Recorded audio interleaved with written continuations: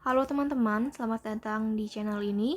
Jadi di video kali ini kita akan membahas materi biologi kelas 11 bab 1 tentang sel. Yuk kita langsung aja ke materinya. Konsep sel. Sel merupakan unit struktural dan fungsional terkecil penyusun makhluk hidup. Sel dibedakan menjadi sel prokariotik dan sel eukariotik. Apa sih sel prokariotik dan eukariotik itu? Nah, sel prokariotik antara lain ditemukan pada bakteri, sedangkan sel eukariotik ditemukan pada makhluk hidup tingkat tinggi, seperti tumbuhan dan hewan. Struktur sel hewan dan sel tumbuhan. Di sini teman-teman bisa melihat bedanya sel hewan dan sel tumbuhan. Apa sih membran plasma? Membran plasma ini berupa lapisan ganda yang disusun oleh fosfolipid dan protein.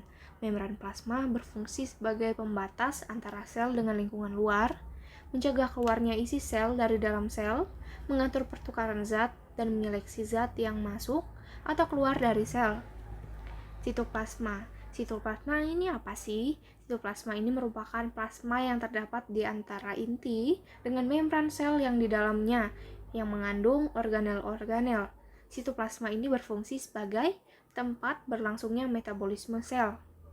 Organ sel. Nah, ini organ-organ yang ada pada sel. Nah, ini terdapat juga fungsinya. Jadi, nukleus itu berfungsi sebagai tempat menyimpan informasi genetika dan yang mengendalikan aktivitas sel.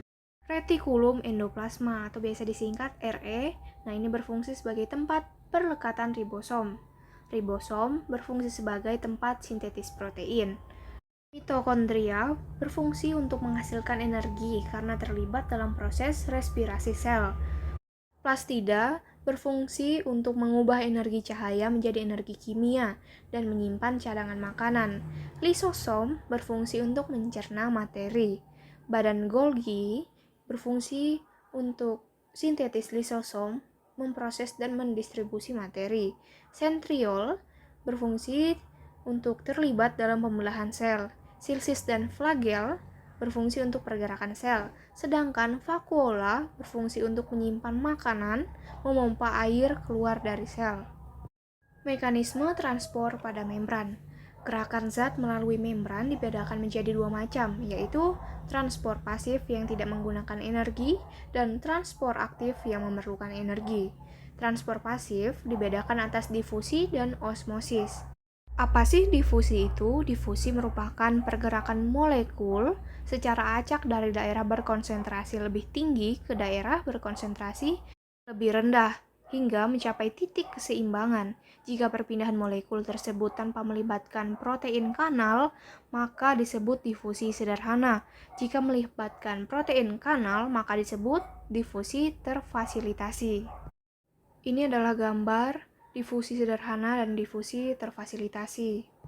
Di atas adalah gambar difusi sederhana karena tidak melibatkan protein kanal, sedangkan yang di bawah merupakan difusi terfasilitasi karena melibatkan protein kanal.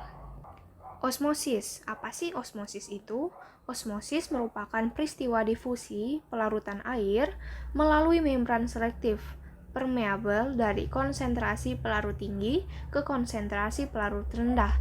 Peristiwa osmosis akan berhenti apabila kedua konsentrasi larutan telah mencapai titik keseimbangan atau menghasilkan larutan isotonik.